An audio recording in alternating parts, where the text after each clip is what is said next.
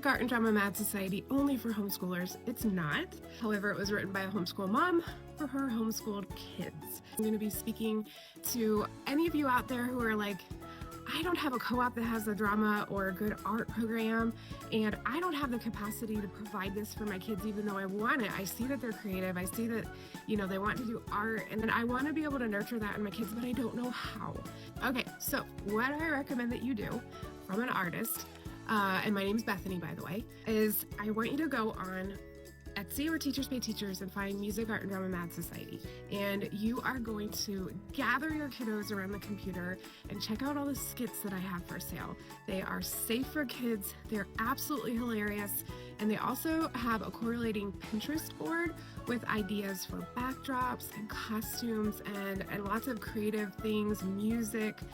If you look at what Mad Society does, is that it provides a space to bring the creative things that your kid is good at, the leadership things that you want to develop in them, including like production and that kind of stuff. It doesn't have to just be acting or art or music. You pick a goal for your kids, like if you pick a skit or if you create a Mad Society community, they have something to work towards and to showcase those kinds of things. And a lot of times co-op does that. And I definitely encourage that. I was always part of 2 co-ops with my kids, especially when they were young. But if you go on my website, sit your kiddos around the computer and do a little Mad Society within your home, your family. You only need your kids. Look at the different skits and have them brainstorm. Don't micromanage this part. Just have them look at them and just watch and see what they tend to like and eventually land on one skit. The next thing you're going to do is, where are you guys going to perform this skit? It could be for mom or dad if you're homeschooling, and it could just be, hey, guess what, we're working on this while you're at work and we're going to have this performance on this date. It could be for your extended family, so maybe you do the skit at your next extended family gathering for a holiday or family vacation. You could perform the skit at your homeschool like showcase thing at the end of the year, or you could just video it and post it, and that could even be enough of a goal. And that way, if you have some kids that are into like video and editing and marketing on all that, they might actually get really excited about just videoing it and posting it, and you might not even actually have to perform it live for anybody. So here's one of my skits. It only needs 3 actors, and you might even want to act with your kids. You will be the coolest mom ever. This is so much fun. A primate tale with plenty of potential for costumes. We've got a chimp, a monkey, an orangutan. I wrote it a while ago. So you've got the Pinterest board. Go find the Pinterest board for inspiration. Make sure you always supervise your kids. And as you're reading through everything I provided, if maybe your student wants to be the director or the creative director or the sound person or make costumes, have a list of job descriptions they could pick from. And you don't have to buy my handbook, but if you do, I have job descriptions for dozens of roles that they could pick if they wanted to provide that. So I have a full description of what your student or an adult would be doing if they were the director, or maybe if you did graphic design, or you could be the hairstylist. These are all opportunities to add unique stuff to their resumes and their applications. No one's going to check up to see how big your Mad Society was. If you say you're the director of a play, that's pretty stinking cool and unique. Also in the Mad Society handbook, if you want to, I do have a calendar of how you would go through everything you need to be able to have a big performance, but you could scale it down for your family if you need that checklist. I have a stage placement to get the kids started. In all my scripts, I have written in enter and exit, and then lots of acting prompts. Not all writers provide these things for you. I also have hints about how to make the play extra funny, and a YouTube channel full of things like if you want to make a Mad Bill, like a playbill program, or if you want to provide an art gallery. I have lots of stuff, but if we're going to keep this small, if we're going to keep this for you guys and your family, I just would encourage you to sit back and watch your kids as they do this. Watch them as you give them an artistic goal, and don't micromanage it. Release your preconceived ideas about theater and about art. Don't make them memorize dates and movements. They'll get to that if they love it. They'll do it on their own someday if they love it. Let them be creative. Let them make messes. If you take something like a skit and you start talking about it and you start brainstorming, you're going to see not only the creativity, but those leadership skills are going to rise to the top. Take note of that. Don't tell your kids you're taking note of that, but really be like, wow, they're excited about managing ticket sales, and you'll get to see those unique things that are in your kid that you as a parent can partner with them and get excited. As you read through the skit together, if no one wants to do costumes, you can have a play without costumes. Make sure you let go anything that no one in your family or no one in your Mad Society is excited about. Let it go. You don't need it. I would encourage you to call this time Mad Society. I spent a lot of time, a lot of prayer coming up with the branding, the logo, the concept behind it, so that it would be attractive to boys and girls. It'd be like kind of sneaky. It's like, what is Mad Society? Make it fun, make it feel special. Don't be like, oh, it's time for theater practice in the living room. You're welcome to use the MAD logo. You're welcome to use any kind of icons or anything that comes with the content that you purchase. If you go on my website, madsocietyinc.com, you're going to find lots of freebies and a lot of things to be able to help you to provide this for your kids. I'll be watching the comments on all these videos, so if you have any questions or something I didn't cover, please leave a comment and I will get back to you. I'm going to be talking about how to make a skit, make an art endeavor with your kids for free or cheap. So, necessity is indeed the mother of invention, which means let your kids roam your house, find ways to allow them to be creative and not spend money.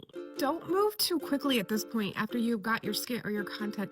Let your kids sit down and bounce ideas off of each other. Encourage them to sketch their ideas and to write their ideas. Let them have free reign over this right now. This is where the creativity, this is where the leadership's going to pop up. You're going to watch your kids take different leadership roles. It'll be really obvious what they're good at and what they're not good at. So encourage what they're good at and then take them aside and honor them later if you see places where they can grow. So again, don't jump too quickly to making plans for your skit. Give it a couple of days. Then some of the options that you can introduce to your kids, a background idea, like a backdrop. They'll need props. They could have like props that they hold or that are on their body, and also props like a bush or something like that. They're also going to be able to do makeup, whether it's just makeup or a character makeup. You could do hair, costumes, also either composing or doing improvisation, live music, or recorded music that, you're going to have your sound person, also sound effects. So as they're reading, I have sound effects already, suggestions for all that, but maybe you could let them come up with their own. Also decide whether or not you're going to do this performance live or if you're going to record it. Again, if you have a kid that likes editing and recording and all those things, let this be their opportunity to shine for that. You could do a live and you could do a movie of it. Okay, so at this point, you're going to want to sit with your kids, supervise them so they don't see any smut, but get on Pinterest, create a board for what you're going to be creating. Also find the Mad Society board for the content that you purchased if you need a little bit of a kickstart and the inspiration, and maybe I found some things you didn't find. The quote that I always told my children, and I tell anyone that I can teach art to, is art isn't wrong unless someone's paying you to do it.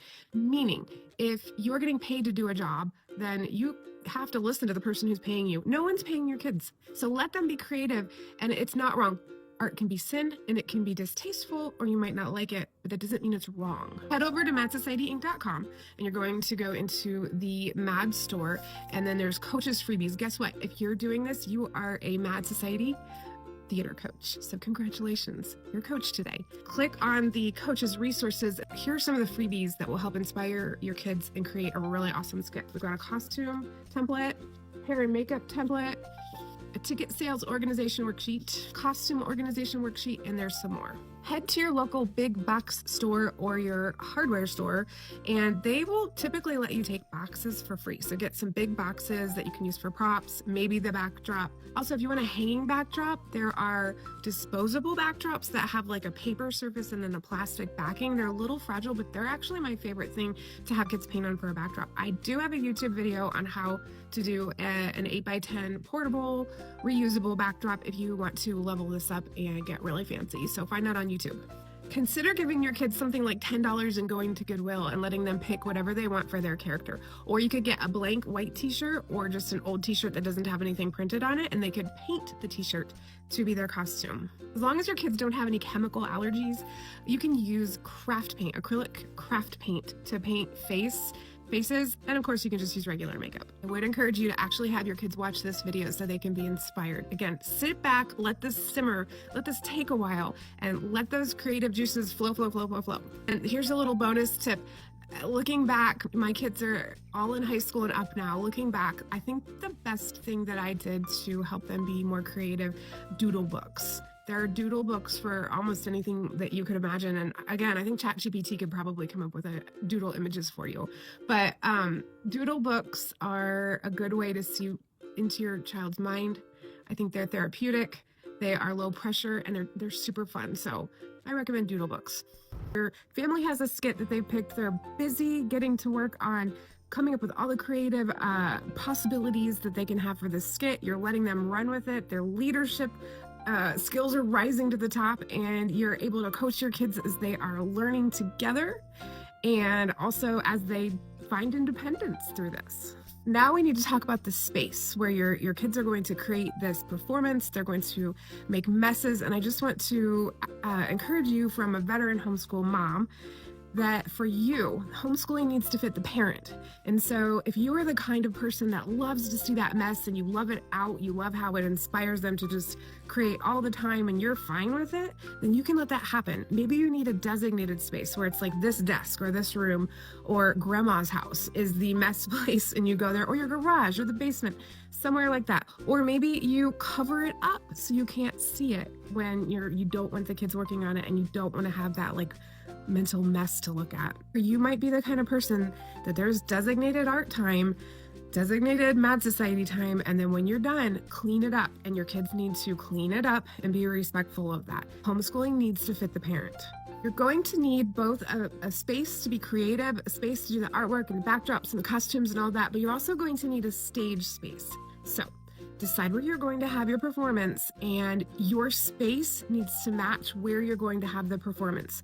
I usually get out some masking tape and I tape off the exact edge or close to of the border of the stage, and you also have to have them enter and exit from the place the same direction. So if they're going to come from the right side of the stage or the left side of the stage, make sure that they do that consistent. And I would encourage you to pick one enter and exit just going forward, especially if you're going to host a Mad Society in the future. It makes things a whole lot simpler. If you are starting a Mad Society not in your home, if you're watching this and you're like, I'm going to start a club, I do have complete recommendations for how to pick a space if you have a large group. One thing I will say, whether you're at your home or you're at a church or libraries and township halls, they often have free rooms that you can rent, reserve. You want that space for something like this to hug you. And what I mean by that is the walls need to be just big enough to host your games, your art, your performance.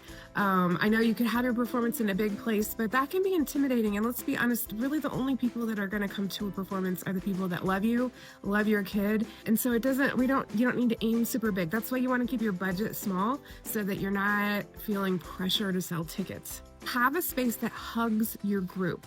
This is going to create a more intimate feel, and it's going to nurture the relationships. If you have a really big basement or a huge space, the kids tend to like wander and start to do gymnastics, tussling and stuff like that. So have a space that just barely fits your needs and isn't any bigger than that. Another thing you might want to consider is nursing homes or retirement villages.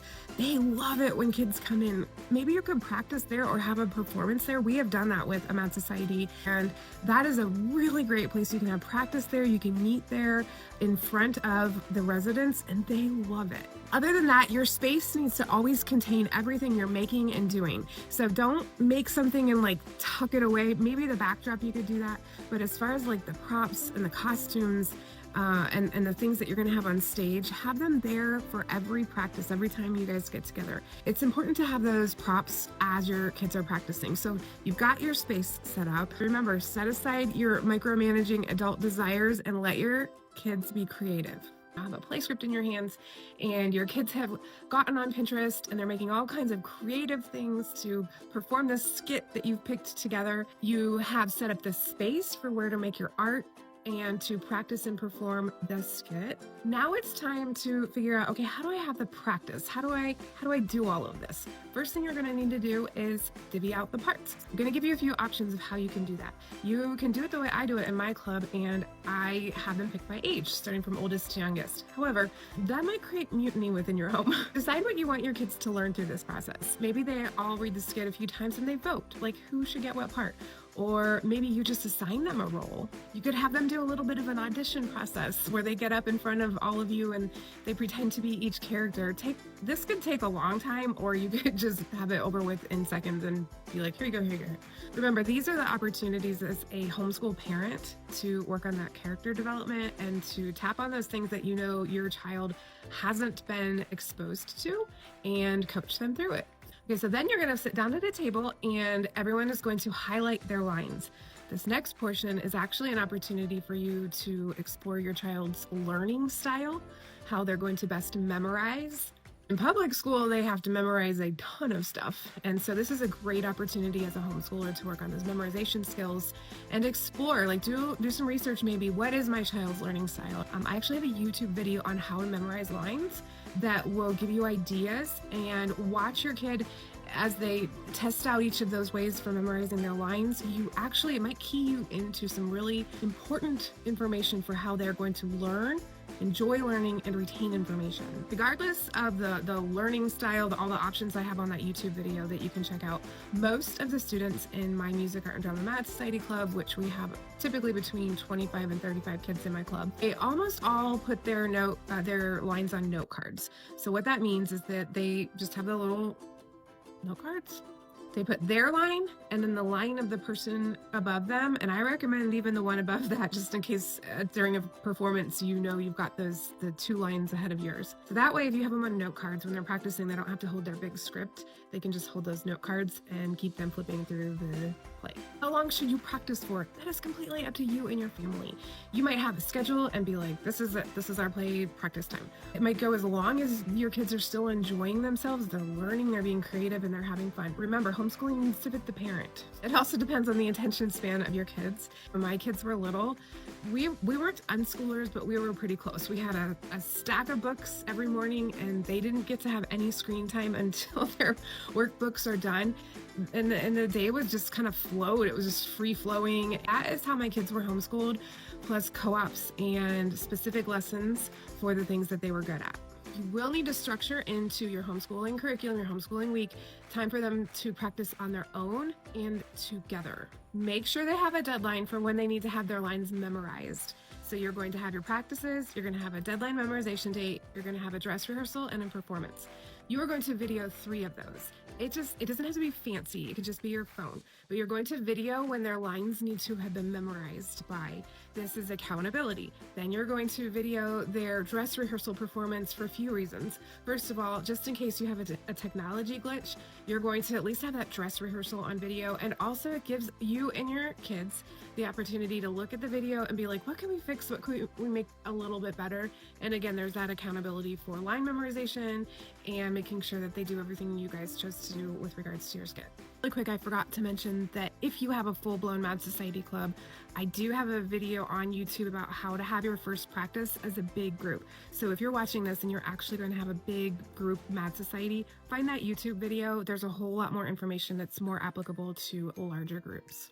Your kids are memorizing their lines and practicing. Now it's time to squeeze all the goodness out of this, all the potential learning opportunities, all the creative opportunities. So I'm going to rapid fire give you and your kids ideas of how they could integrate their awesomeness into the upcoming skit.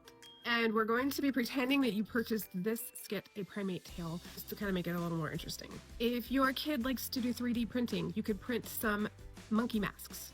If you have a knitter or a crocheter, they could crochet monkey ears and put them on headbands. If your kid likes sewing or draping, make monkey bellies and monkey tails. If you have a Canva lover, they can make extra graphics for the play, they can make a program, and they can make marketing or advertising images for your play. If your kid is into drawing and painting, they could paint the monkey faces, they could do the backdrop, and they can also paint props. For this play in particular, you could do vines and bushes and trees and tropical flowers or other animals on that backdrop. If your child's into photography, maybe they're just going to sit back and document this whole process and make a post and put all the pictures somewhere. But if you have a writer, they could do a monkey or jungle themed poem and open up the play with a poem. For musicians, it's endless here. You could do live music, you could do live sound effects, you could record your music if you play the piano or violin, you could improv, you could write your own music, or of course you can play music if you want to be like a soundboard person and the sound effects person, which those things are already written into all of my skits and plays, but you can do your own. Maybe your kid wants to do lighting or be the stage crew. If you have a videographer or someone that's into video editing, they could video the performance, they could chop it up, they could have different camera angles and make a movie out of the skit that you perform. What if you had an opening act with puppets? Your culinary artist can make food to sell at the performance. Science or history buff could present some interesting facts about jungle animals or something that's related to monkeys. What's the difference between a monkey, a chimpanzee, and an orangutan? This is where Pinterest is going to be your friend here. How can you integrate the things that are their hobbies, their free time activities into this performance in a way that can showcase them, what they're good at?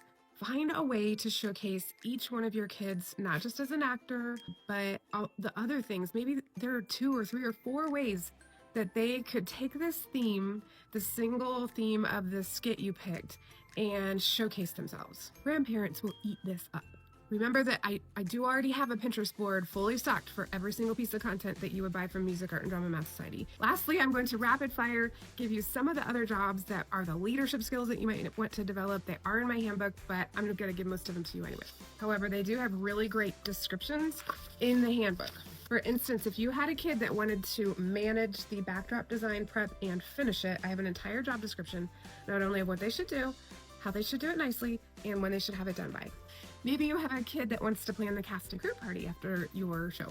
Someone could pick a color scheme that you can stick with. Research color schemes. Concession stand manager, costume manager, the director. You can have a student director. Someone that's in charge of drama or mixer games, which are built into my Music, Art, and Drama program. However, you probably don't struggle with needing bonding if you're doing this with your siblings. You can have your designated graphic designer, hairstylist. You can have an art gallery. And I do have a YouTube video on how to have a simple art gallery. So one of your kids, or you could handle managing a simple art gallery to display even more artwork. Makeup artist, marketing manager, the playbill, the program. I have a YouTube video on that too. The props designer, you could do a show poster. Of course, I have a lot of information in here on how to be a good actor. Lastly, especially for homeschoolers, you could add a talent act to your skit and make it a bit of a variety show. We're going to start this video off with a challenge. Take your kids to Hobby Lobby, or the closest thing you have to Hobby Lobby. Put some earbuds in and commit to an hour of slowly strolling every single aisle with your kiddos hanging onto your cart. And just see what catches their eye, what lights them up, what do they want to pick up and read. They are going to be exposed to lots of hobbies, lots of art, things that they maybe didn't even know existed, especially like art supplies. See what happens. So for this episode, I want you to go to my website, madsocietyinc.com, and you're going to go to the Mad Society Recommends page. I have taken the time to find YouTube videos that are safe for kids and high quality art education.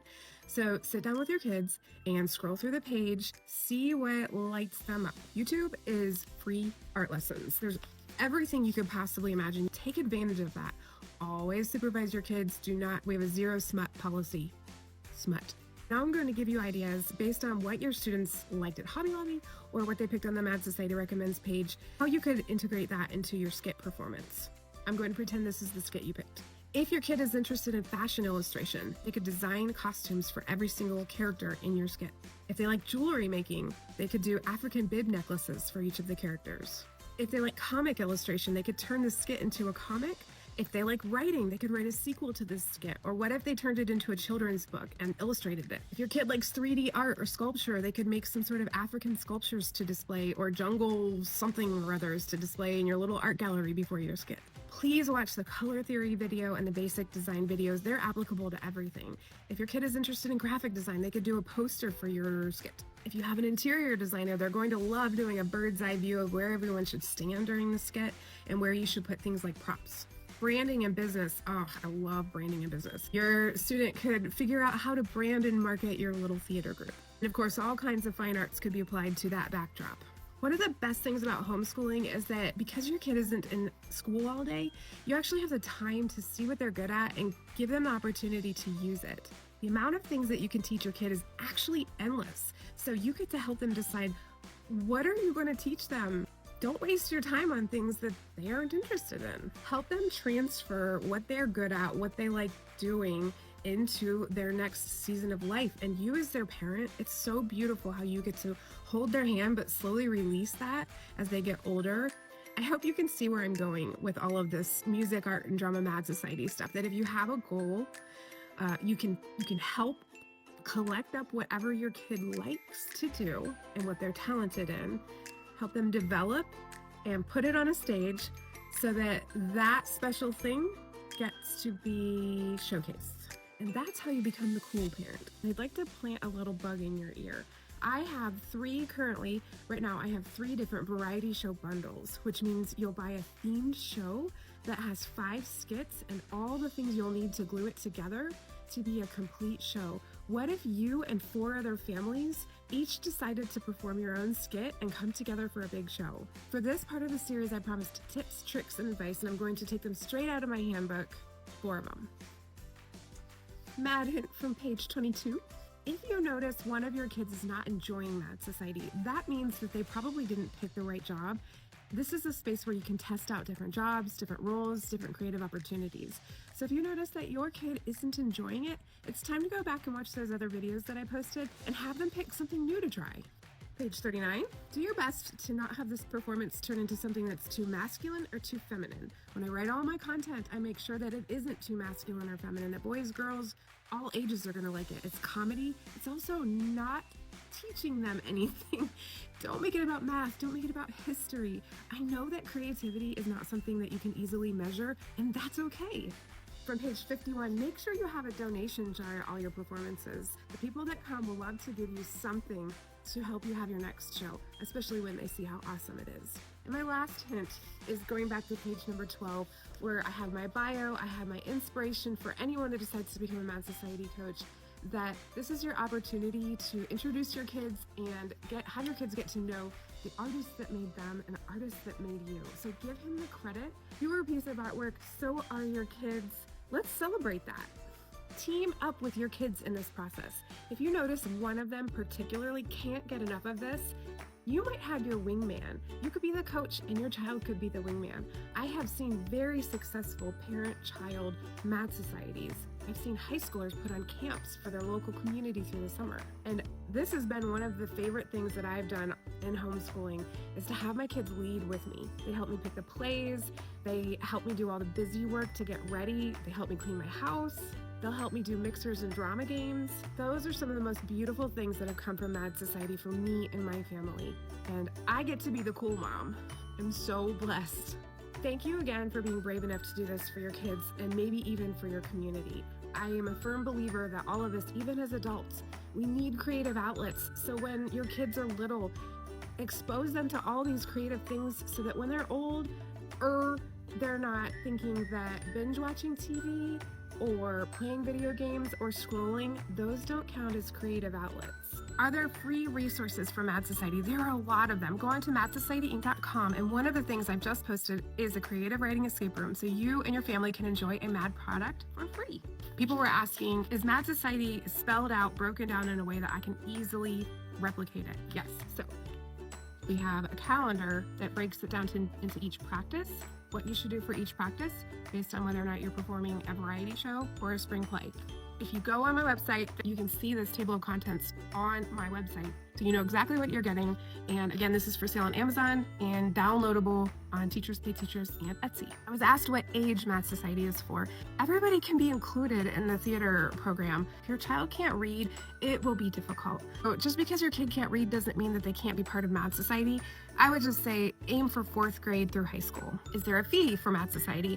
At this time, there is not. I do not have any kind of collecting of data for who starts a Mad Society, where they are. There's no overhead fees. So you just pick up that book or pick up a piece of content and start creating. Another freebie on my website is how to adapt Mad Society to your group. This kind of breaks it down for you so that hopefully you can easily adapt it to whatever kind of group you have based on what your goals are. I have a Q&A page on my website with lots of questions and their answers. So head over there again, find those Q&As. Another plug for Mad Society is that those kids that are athletes, the community, their grandparents, everybody wants to celebrate them. And the athletes are really easy. It's easy to show up and cheer on your athlete. But what if your kid isn't an athlete? This is the perfect place for them to have their grandparents and their extended family and the people that love them come and celebrate them. If you have someone who doesn't do social media, please share the YouTube link so that they can see what Mad Society is about. Mad Society, you can have a million Mad Societies, and unlike sports, they're never going to compete against each other. So let's tell everyone about this so that we can have kids creating, building leadership skills, discovering their identity and the artists that made them, being creative confidently and securely. And I can't wait to make more video series like this to help other people groups figure out how to start a Mad Society in their community.